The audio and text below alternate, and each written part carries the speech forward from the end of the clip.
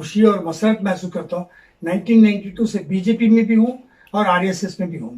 नहीं, आप एक मुसलमान हैं और बीजेपी में, और आप यहाँ कह रहे कि आरएस में जम रहे हैं, तो उनकी आइडियोलॉजी से आप कैसा वापस? नहीं, बिल्कुल। देखो, मुझे आज तक जो है आरएसएस से हो या बीजेपी से हो, कुछ भी फर्क महसूस नहीं हो।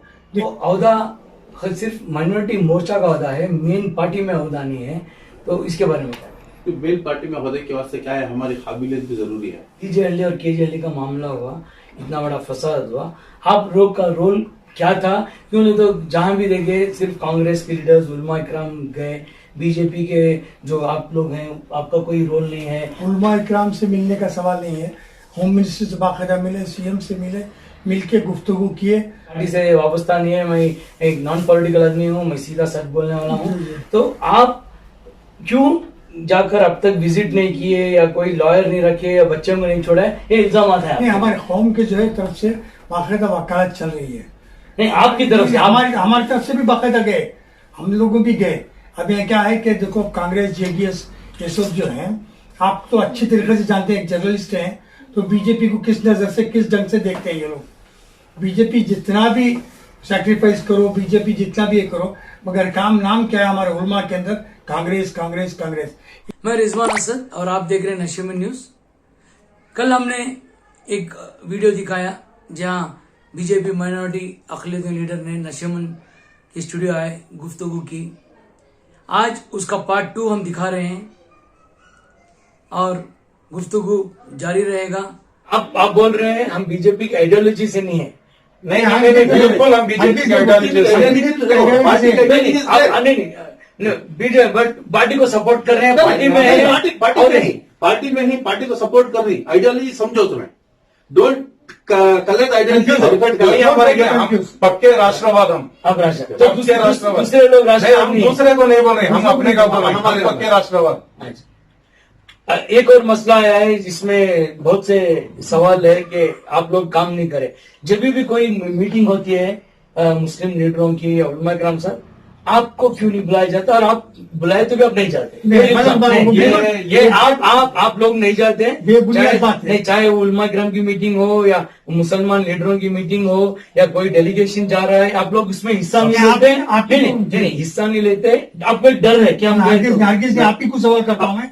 अब आप उनको दावत दिए कि फौरी तौर पर आगे नहीं, जब दावत देते हैं तो आते, जब आजा होते तो मस्जिद जाते हैं। जब हमको दावत ही नहीं आती तो हम कैसे अपने आप चले जाएं? तो आपको आउटप्लेस कर दिया। बस तो हमका क्या है कि बीजेपी बोल के, मैं आपको बताया ना, कांग्रेस की, जेडीएस की, दूसरे सियासी पार्टियों की चाल है कि बीजेपी वालों पर एक अलग तरह से, अलग क्यों? और उनको भी खुद डर है क्योंकि हम लोग मुद्दे पे बात करते हैं, जो हकीकत है ना। और बीजेपी जो है इसके ऊपर बात करते हैं हम लोग। सिद्धांत की पार्टी है, जो बोलती है वो कर गुजरती है। ट्रिपल तलाक का मसला ले लो, कर गुजरी। आर्टिकल 370 लो, कर गुजरी। अयोध्या के मस्जिद मंदिर का जो मसला है, वो सुप्रीम कोर्ट से आर्डर हुआ, कर गुजरी। नहीं, वो सिर्फ एक दफे के लिए है, वो अलग बात, वो करेंगे। अभी आप बोले अजान दिए तो नमाज मस्जिद जाते हैं। अभी ये हाल ही में 3-4 दिन से अजान के बारे में बहुत हुई। उसमें फर्स्ट मैंने वो नोटिफिकेशन आया सीईओ से, नहीं कंप्लीट करने का सीईओ से नोटिफिकेशन आया। उसके बाद मैंने आनंद सिंह से इंटरव्यू की। आनंद सिंह ने कहा कि 5 वक्त भी हमें अजान बैन करने की कोशिश कर रहे हैं, बुला के एक डेलीगेशन। उसके बाद फिर शाम को एक नोटिफिकेशन आता है कि अजान दे सकते हैं। तो अफरा तफरी में आप लोगों, आपके वक्फ बोर्ड में आपके नुमाइंदे हैं, आप ये हैं, आपके फॉर्मर अनवर मालपाड़ी साहब हैं, अजीम साहब हैं, आप हैं, आपको तुम्हारी पार्टी वाले कंसल्ट नहीं कर रहे हैं। और वक्फ बोर्ड के सीईओ को ये नोटिफिकेशन देने का हक नहीं है। वक्फ बोर्ड का काम है कि वक्फ बोर्ड की प्रॉपर्टी बचाया जाए और ये देखा जाए कि सब ठीक ठाक है। नोटिफिकेशन देना, उसमें मस्जिद में पानी डालो, कबूतरों को पालो, ये करो, सब वो मस्जिद की जिम्मेदारी कर लेते हैं। पहली बात, नोटिफिकेशन देने की क्या जरूरत है? इसमें क्या है, सीईओ की एक नमक बराबर भी गलती नहीं है इसमें। इसके ऊपर जो इंस्ट्रक्शंस थे वो आली जनाब तनवीर शेख साहब के थे। तनवीर शेख साहब क्या तनवीर शेख साहब जो है 2017 का जो सुप्रीम हाईकोर्ट का ऑर्डर था, उसके ऊपर वो अपनी सियासी रोटी गर्म करने के लिए सीईओ को हिदायत दिए कि कब उस वक्त ही मेरे पास डॉक्यूमेंट्री एविडेंस है उसके लिए। डॉक्यूमेंट्री एविडेंस है। नहीं वक्फ बोर्ड में आपके आदमी है नहीं वक्फ बोर्ड तो में सीईओ तनवीर सेठ भी तो वक्फ बोर्ड मेंबर है। सीईओ कैसा दे सकते हैं? तनवीर तनवीर सेठ सेठ की बात सुनिए। एक्टिंग चेयरमैन है। हाँ। तनवीर सेठ का इंस्ट्रक्शन है। तो कहीं तनवीर सेठ का नाम नहीं है, अभी आप बोल रहे हैं। नहीं सीईओ के पास, हमारे पास बाकायदा डॉक्यूमेंट्री एविडेंस है, चाहे तो आपको हम प्रूव करके बता सकते और फिर जो नोटिफिकेशन फिर जारी हुआ रात को, हाँ। तो फिर उसमें भी तनवीर सेठ का हाथ होना हैं। तनवीर चाहिए। सेठ पूरा बाद में जो है ये अफरा तफरी जब मची तो जो है इसकी वजह से दबाव पड़ा, डर के पड़ने के बदलाना बाद में बदलाना पड़ा ये सब कांग्रेस वालों की ये सियासी क्या चाल है है। कि देखो आपको जैसे आप तनवीर सेठ का अब लोग पीछे बैठ के इंस्ट्रक्शन दे रहे हैं। हाँ। तो फर्स्ट ऑफ ऑल 2017 का ये रिप्रोड्यूस करा सर्कुलर और सबके ऑन लिए था। डेट ऑफ 8th तनवीर साहब ने पर्टिकुलर एड्रेस टू सीईओ एक नोट भेजा और इसकी वजह क्या है, आज हर रोज अखबार में यूट्यूब चैनल में नए नए वोट के घोटाले आ रहे हैं। इस घोटालों को छपाने के लिए इनका यही मकसद है। देखो शायद गुम्बस का ले लीजिए, अमित शाह का ले लीजिए। जी जी घोटाले का वो वक्फ बोर्ड के तुम्हारे अनवर मालपाड़ी ने एक नहीं, अनवर मालपाड़ी की रिपोर्ट नहीं, थी, अनवर वो- मान- वो- वो- वो अनवर- रिपोर्ट नहीं वाली थी, रिपोर्ट के बारे में वो रिपोर्ट नहीं, वो रिपोर्ट के बारे में वो रिपोर्ट खत्म होगी। यहाँ सुनो, नहीं नहीं अनवर मालपाड़ी की रिपोर्ट आई, तुम्हें असेंबली में पेश कर देंगे, वो अलग मालूम क्या हुआ, नहीं सर, बंद मैं होगी। इस बात बोल रहा हूँ, इसके मैं होगी। क्या बोल रहा हूँ, ये नए नए घोटाले नए- रफाल मुस्लिमीन ने जो 30 पर 2 करोड़ रुपए वोट की प्रॉपर्टी प्लेज करके लिए थे, नंबर 1। और गुम्बस, शिया दंगल, ज्यादातर जो और 57 में शाहनूर खबरस्तान का खबरस्तान, 57 yes। लाख तो आप ये कह रहे हैं कि घोटाले बंद करने के लिए ये सब साजिश- घोटाले का ये माइंड डाइवर्ट करने के लिए साजिश किया। और दूसरा नंबर 1 और दूसरा क्या है, जब हमें मालूम हुआ ये सर्कुलर निकला तो इमीडिएट मोर्चे के साथ ये हमारे अध्यक्ष जी के नेतृत्व में हम इमीडिएट सीईओ को कांटेक्ट किए। सीईओ को कांटेक्ट करके बोला, उसमें इंटरव्यू में भी हम बोल रहे हैं ये खामखा के इससे परेशानी ना तो बीजेपी को हो रही ना तो कांग्रेस को हो रही, इससे परेशानी सिर्फ कौम को हो रही। इसके लिए इमीडिएट आप इस सर्कुलर को वापस लेना और नया सर्कुलर जारी। मेरे को जहाँ तक इल्म है, गुलमा इकराम नाम नहीं लेना चाहता हूँ उनका, उन्होंने फोन करके बोले हमेशा को सीईओ को बोल को करे। झूठ झूठ बिल्कुल क्या है, हमारे पास डॉक्यूमेंट है और डॉक्यूमेंट के बगैर हमें कुछ भी नहीं बोलते। अब तनवीर सेठ का क्या होता डॉक्यूमेंट है, कोई भी एक काम करे तो हमें लोगों कर पड़ती, कोई भी कांग्रेस वाले को हमें करे बोल क्रेडिट ले लेते हर चीज। वक्फ बोर्ड में अब तक क्यों नहीं एक लाख नहीं एक तनवीर से लाख acting chairman हो। डॉक्यूमेंट एविडेंस देखो। एक लाख बात करने की जरूरत, 1 लाख बोर्ड में चेयरमैन क्यों नहीं है? मुतवल्ली का इलेक्शन होना, कांग्रेस वालों ने अपनी तरह से कोशिश करें कि बिना मुतवल्ली इलेक्शन के चेयरमैन इलेक्ट होने के लिए हम जितना हो कोशिश कर रहे हैं, पहले मुतवल्ली इलेक्ट होना, उसके बाद आपको आज कमेटी ये भी इल्जाम है कि आप लोग बीजेपी के माइनॉरिटी मोर्चा वाले वक्फ बोर्ड को बंद करना चाहते हैं। ये सब झूठ है। एक बात आप ही खुद बोल रहे हैं इल्जाम नहीं। ये बेबुनियाद इल्जाम है, बेबुनियाद ये बार बार ये बोल के कि इसको सब एक बार वक्फ बोर्ड का बोला जो टॉपिक वो क्या है, वक्फ बोर्ड हमें भी वक्फ बोर्ड से आपको ज्यादातर हमारे चंद साथियों का वाबस्ता नाता बहुत नाता है। मैं भी एक मुसलमान हूँ, एटलीस्ट प्रैक्टिस नहीं करता भी सर्टेन एक्सटेंट प्रैक्टिस मुसलमान हूँ। ये सब सरासर गलत है, सरासर गलत है और इसमें कोई गुंजाइश नहीं, दो राय नहीं है। आप खुद इल्जाम बोल रहे हैं ना, ये इल्जाम ही से, इल्जाम के सिवा कोई नहीं है।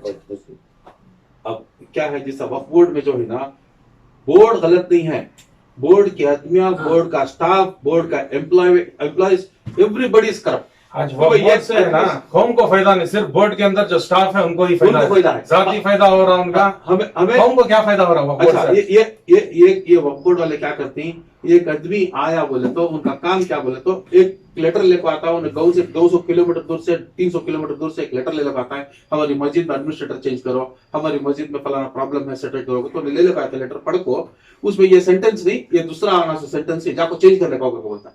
वो एक सेंटेंस चेंज करने के वास्ते वापस 300 किलोमीटर जाना, 300 किलोमीटर जाको उनके सदर करने, उनके सेक्रेटरी करने, फिर नया लेटर लिखा लगाना।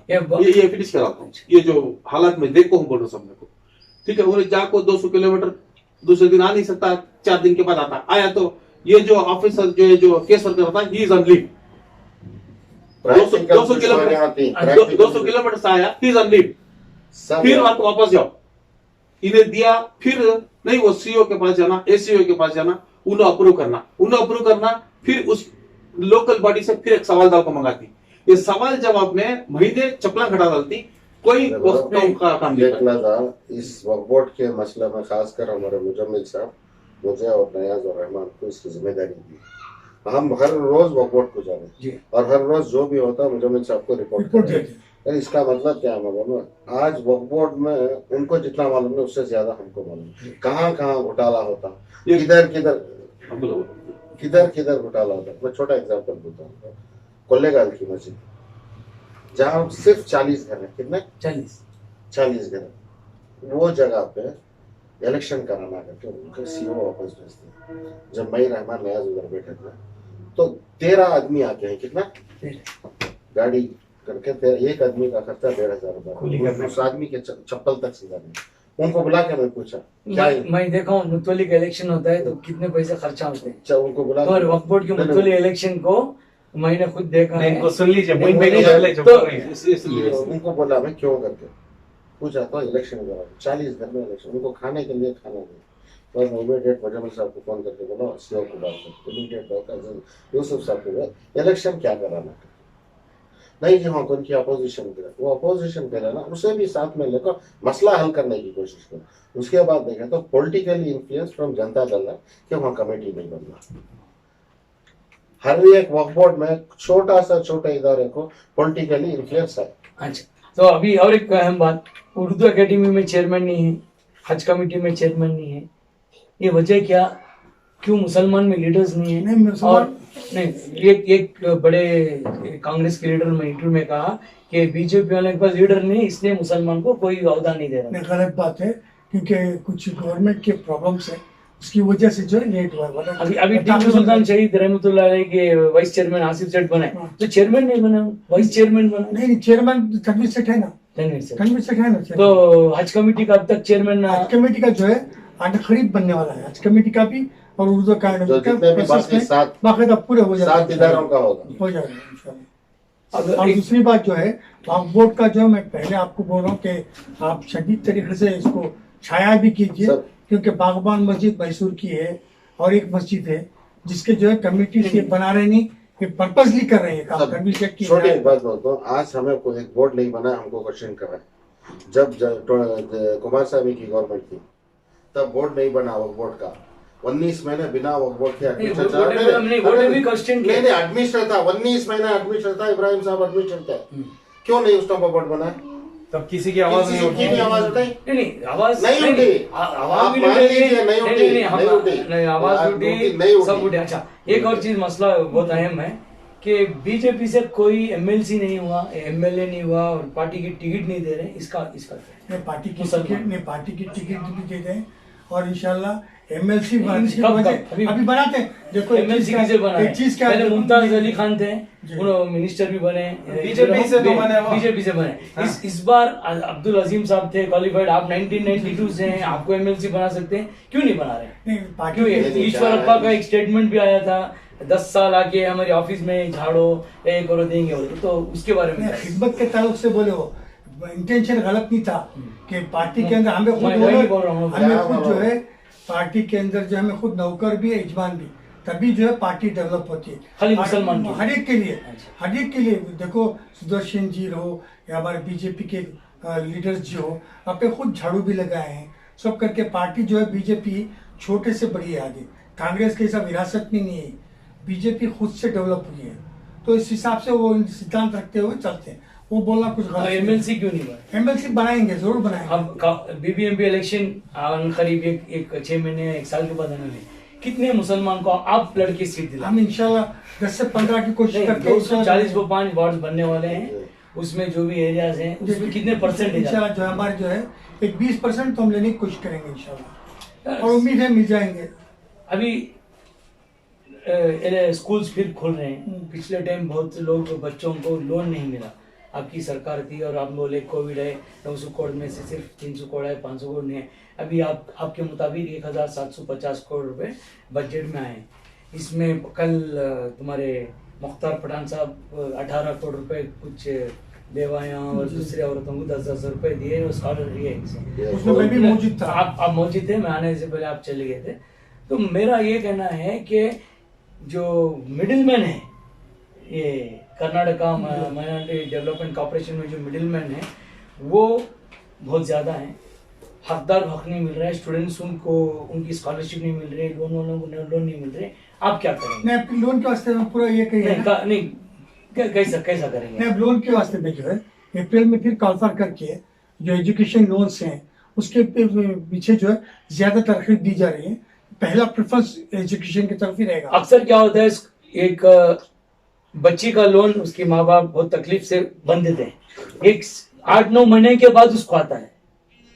नहीं अब कॉलेज या स्कूल में उसको बहुत टॉर्चर होता है, उनको बहुत तकलीफ होती है, वो कहीं से लेके आके पैसे बनते हैं। तो क्यों नहीं, जब एकेडमिक ईयर स्टार्ट होता है, जब तुमको एप्लीकेशन आता है, इमीडिएटली क्यों नहीं देते? अभी ये आप भी नहीं, पहले से ये रिवाज आ रहा है कि लोन लेट आता है, तो एक सिस्टम बनाइए। अब हम जब समझे- आपका ये और एक इदारा, एक बड़ा इदारा है, मैं नाम बोलना चाहता, सिर्फ उनको जाता है 40 करोड़, 30 करोड़, 50 करोड़, सेंट्रल से भी आता है, वो नाम लेना नहीं चाहता वो इदारे का, आप भी जानते हैं वो कौन सा बहुत बड़ा इदारा है, वो वहाँ बहुत बड़ा घपला हो रहा है, इंशाल्लाह वो इन्वेस्टिगेट करेंगे हम लोग।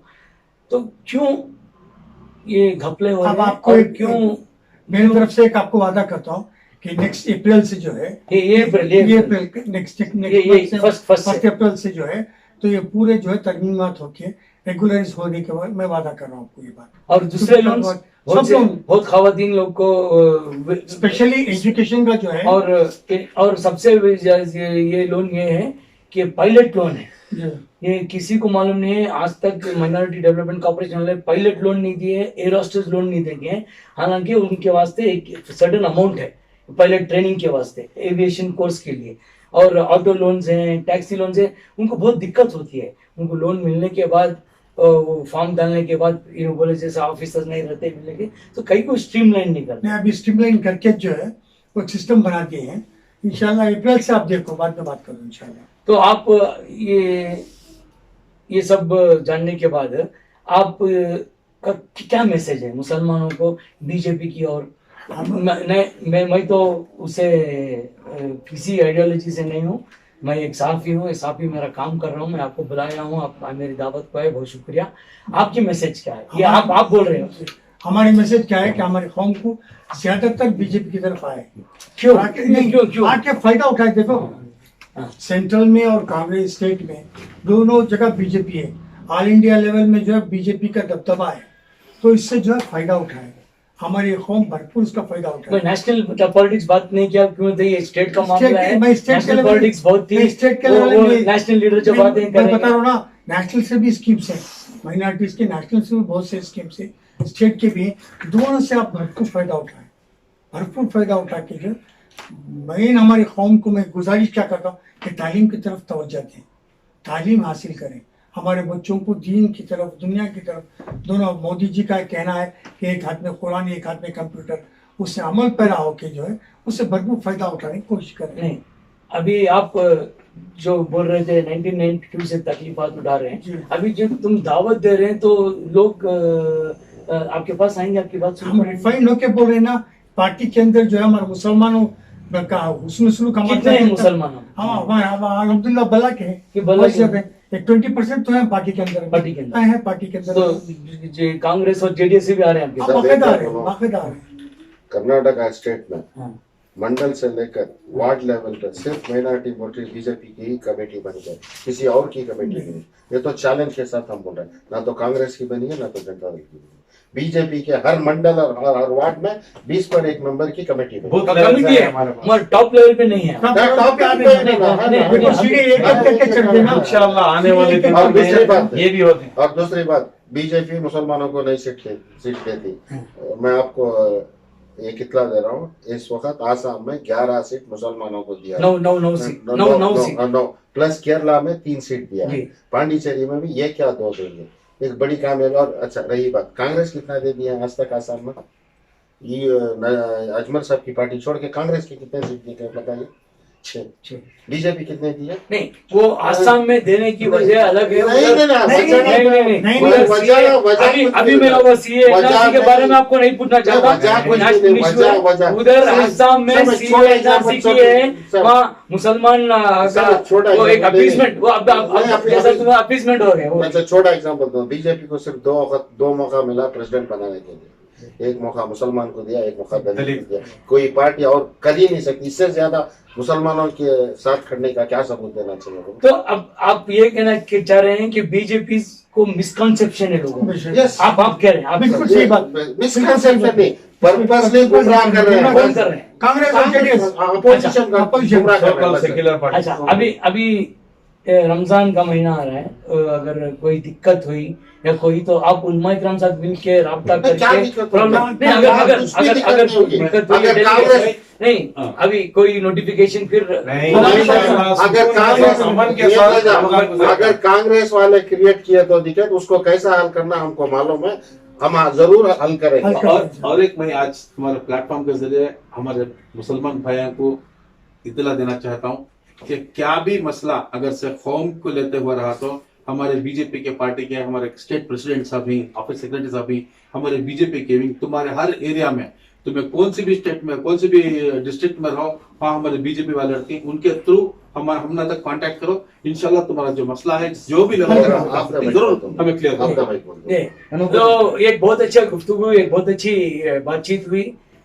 लीडरान ने उनका पक्ष रखा, सवालात की जवाब और बहुत अच्छा बोले, और उन्होंने दावत दे रहे हैं मुसलमानों के लिए, और इनका दावा है कि कोई भी आए इनका मसला हल करेंगे। अभी ये देखना है कि ये लीडर अभी दूसरे लीडरों की सरकार सिर्फ वादा करते हैं या काम भी करते हैं। रिजवान हसन, नशे मुनीस।